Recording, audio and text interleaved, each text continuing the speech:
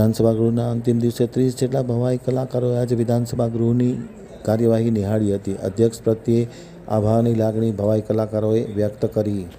Gandhinagar આમતક news બ્યુરોમાંથી જે.કે. પટેલનો એક વિસ્તૃત અહેવાલ. ગાંધીનગર વિધાનસભા ગૃહના અંતિમ દિવસે આજે પરંપરાગત ભવાઈના કલાકારોને આમંત્રણ આપવામાં આવ્યું હતું.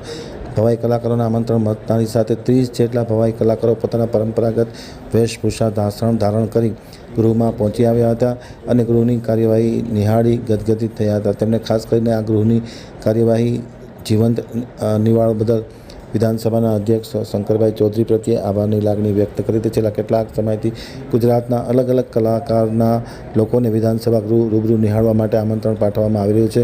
જેના ભાગરૂપે આજે વિધાનસભા ગૃહનો અંતિમ દિવસો હોય ત્યારે ભવાઈ કલાકારોને આમંત્રણ આપવામાં આવ્યું હતું.